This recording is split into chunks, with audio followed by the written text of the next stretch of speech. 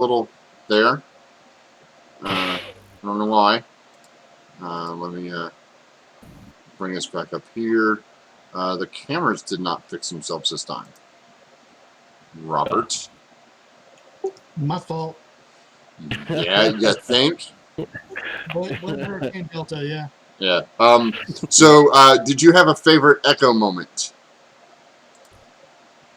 I liked I liked the shenanigans with Echo and Dan out in the with the Thieves Guild, their encounter there.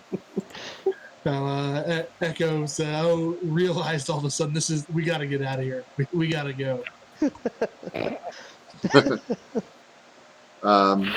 And anybody's Orient moment? I liked Orient at the weaponsmith when he was like, look, I know how much money I've got, I know what I can afford, and Echo would have been there for hours talking about all the fancy shit that she could possibly buy in the future.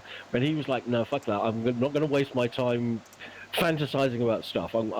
He came across as being very practical, Yeah. which is a sort of that side of his character. But the other thing is, if I had an enemy that I wanted to go and get destroyed, I'd ask Leo to go and do it. But if I wanted to be protected from something, I'd ask Orient. Yeah. They represent two very different kind of sides of martial characters, which was kind of interesting. Yeah. Yeah, I like that same thing about Orient, the fiscal responsibility. We were both in there where he's like we were saying, very very precise about what he wants to spend. Where Leon didn't even ask what he was spending when he ordered that weapon. Yeah. There's a very sort of organized aspect of Orient. Sort of that very lawful bent where he's like, okay, we're all going shopping. Who's going where? Like getting people organized and like, what are we actually planning? When are we meeting up later? And like going into the blacksmith and being like, okay, I need a shield and a longsword. And they're like, we could give you this, this, or this. And he's like, no, I need a shield and a longsword. Were you listening to me? I would like a shield and a longsword. Yeah, I'm always. When, oh, go ahead. When Chromash basically went like, I can pay you 40 gold. And you basically described it as that Orient basically just snorted. Like, well, we just got paid more than that for the last job, and that was a lot easier. So. Yeah. Yeah. I always enjoy. I really enjoy Orient's group focus. Always, he enters, like when you guys were in the cave, where he enters the room, notices a potential hazard, and goes, "Be careful. Stay over here. Don't go too far over that way. Stay together." Like, he's always cognizant of his surroundings and what could potentially go wrong, and wants to keep the party safe. Like, that's always, I always enjoy that. That's because a lot of times players forget that you can be like that. Like, they just assume everybody knows that there's danger, and they just assume that everybody's going to be careful. And Orient is very. Renata, you play Orient and just this very of, I know that that's dangerous. I'm going to let everybody else know it's dangerous because Dan might go. I know Leon's going to go look, and Dan might follow him over there, right? Like those things that happen are my kind of that always gets me. So, David, your favorite Dan moment? There's a lot today. I think because everyone's already said like the whole bit with the Thieves Guild was like obviously just like an escalating situation that was getting steadily worse. So Echo was just like, nope, we're leaving, bye. So I really like just having more interaction with Luxman, the ratfish, and like learning more about like, oh, it's Chimera, because like you basically said you're probably going to go Pact of the Chain and have this be your familiar, and it's like that was entirely my plan.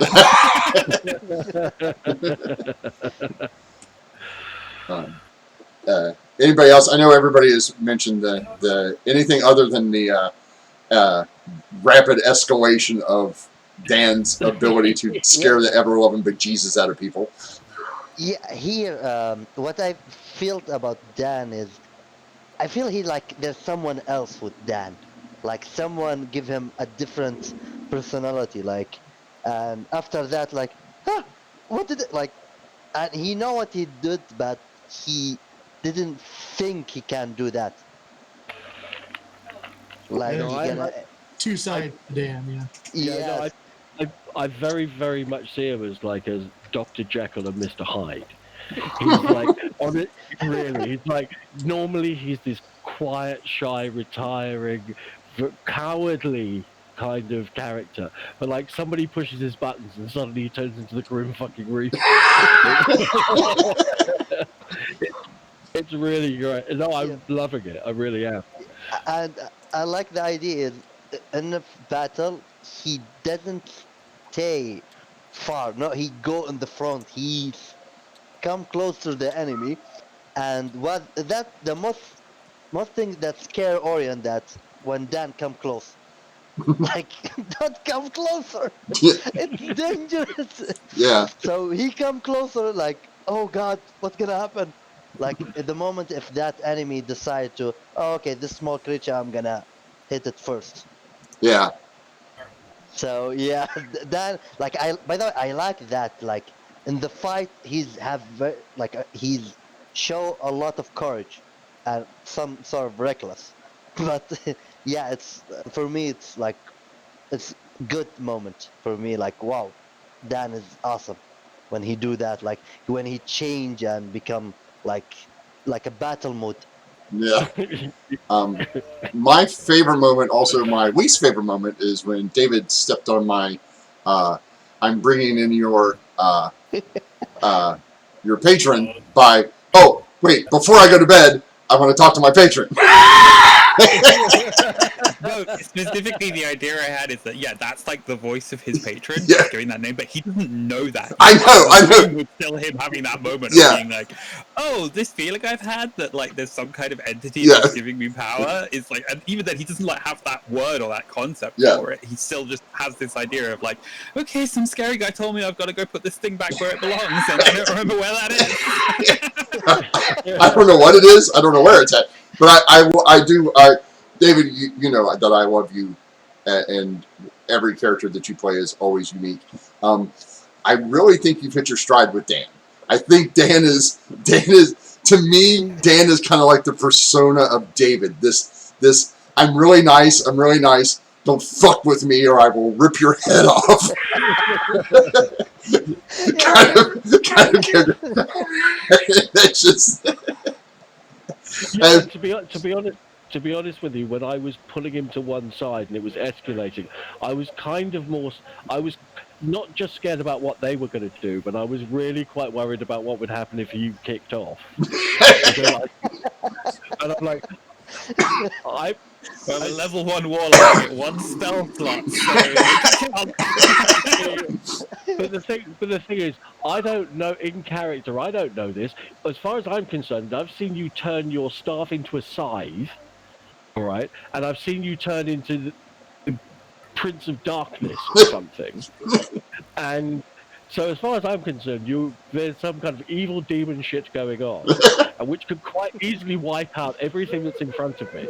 And I don't want to kind of be responsible for walking out of a warehouse that's a bloodbath with you trundling along going, oops, what just happened? that's the thing when the guards were like, you need to stop that, and it's like genuinely like, I don't know how. These things keep happening and I don't know how I'm doing them. I have no idea what's going on. Please help. And they're like, we're going to take you in for. Are you threatening me? No, I'm generally concerned for your safety. No, don't worry. He's just my performing monkey. It's fine. Yes. Yeah. Oh, that was such a clutch roll. If you didn't roll that high, that would have gone awful. Yeah, I know. I kind of had a feeling that I needed to do well on this one, which is why I was asking for advantage on it. Yeah, that was. So we come to the point where I ask you your favorite part of the DM/game that was not your characters. I have to say, I mean, I thought you handled the halflings from the thieves guild brilliantly. It was like they started off being really confident that they were going to threaten us and intimidate us, and suddenly it was like when he turned into You know, and we and they were like, no, cool, it's okay, you know, and that was lovely. I really enjoyed that. I like the last character that come. Mm. That first, hey, look to me, I'm a very tough guy. Then the moment Orient like snared him and like like he felt his like I will gonna ignore his request. He changed to some like, hey, I need your help. I liked that. I like the whole section at the beginning with us finding the dead body down in the tunnel, and then that it leads out towards the docks. It just let us very organically sort of reach that conclusion of, oh, we've stumbled across a smuggling operation that's above our heads, and we are like, just, let's leave this. It's not our responsibility. I like the group of adventurers that walked in halfway that would obviously have wiped the floor with us if we'd done anything. Yeah, be careful. Just a reminder that you are still level 1. Yeah. There's a whole world out there to be careful about. No, I was already trying to assess which one of them had the lowest wisdom, so I could cast Charm Person on them. It's like, if this goes bad, I'm charming that one. Yeah, pick the fighter type. Yeah. Well, that's good. So you guys happy with the way things are going? Oh, Yeah. absolutely. I'm having a lot of fun. I'm having a blast. Personally, I'm having a blast. I am so happy that this is going well because, like we said in the beginning, this is not your usual D&D adventure. This is a lot of making stuff up as we go along, and you guys working with your own stuff. And that's one thing I really enjoy is how you guys have really bought in from a DM perspective. If you guys have really bought into the concept and are really going out of your way to find out what are these things that I have, what is going on in my life, and like you said, Leon, that whole thing. I rolled. I was rolling percentile, and you said high. I got low. High. I was like simple weapon, martial weapon, one-handed, two-handed, and it's like two-handed it is. And it's just like you feel. And I really enjoyed that organic feel to that. That was really, and I like all of you, that organic feel that you guys are feeling your way through this, and really committing to that really makes it, for me, it makes it enjoyable as a DM. Like I'm having so much fun DMing this. Like it's, and I did like that Chromage, because I've had criticism before that all my bad guys sound the same to an extent, and I was thinking about how to fix that, and I thought, what if it's somebody who puts on this persona of being this tough person, but is really just like, I'm just an art dealer. Like I just want, he's got to be tough because of the city he's in, and he's big and burly and has this big beard. He's a big person, but he's really just like, I just want to look at the pretty stuff. Like, but he keeps up this persona so people don't. Well, it keeps you from getting robbed a lot of times when they're like, well, that guy's huge and he's mean and he's gruff and I probably shouldn't go bother him. When in reality, it's like, he'll probably be having tea and crumpets later, waiting on you guys. So I really do enjoy the fact that I get to play some of these interesting characters because you guys are leading me into that. This is a lot of this stuff is pseudo planned, but a lot of it is just like, oh, you guys want to go do this? Okay, then. Yeah. No, I like building the character and feeling like I'm building the character as an organic response to the story. It may well not be the most min-max optimizer munchkin way of doing it, but it's creating an interesting character to play, and that's really the most important thing. Well, I appreciate that. With that being said, we're going to, we are 2 minutes out from 4 o'clock, or from 4 hours, which is an awesome time. A couple of little notes. You can see us again next week. Same time, same channel, 1 p.m. Eastern, for episode 4. Wow, you guys have been doing this for 4 episodes, or three episodes. I'm sorry. So next week will be 4. We'll see where our characters end up. See where this group ends up when they level up again. See if they stick on their path that they're going with, or what they decide to do. Please remember to follow the channel, subscribe. I would love that.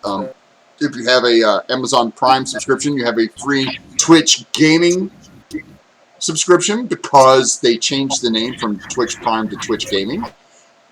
So you can use that here, and we would appreciate that. You can also go visit us on Patreon, YouTube, Twitter, all those good things. And don't forget to head over to Zero Session, who I'm plugging today. Great group of people, connecting DMs and players together to play all sorts of games for your telegaming needs. Also, remember to stop by and check out our sponsor, Comic Book World, at comicbookworld.com. Great group of people. They ship everywhere in the contiguous U.S. And if you're watching on YouTube, like, subscribe, hit that notification bell, and share it with your friends so they can see it. And keep an eye out. We will be adding some more games here soon. So, keep an eye out. We're building a pretty good following here. Again, we're still small, but you got to start somewhere. I appreciate all the help with everybody.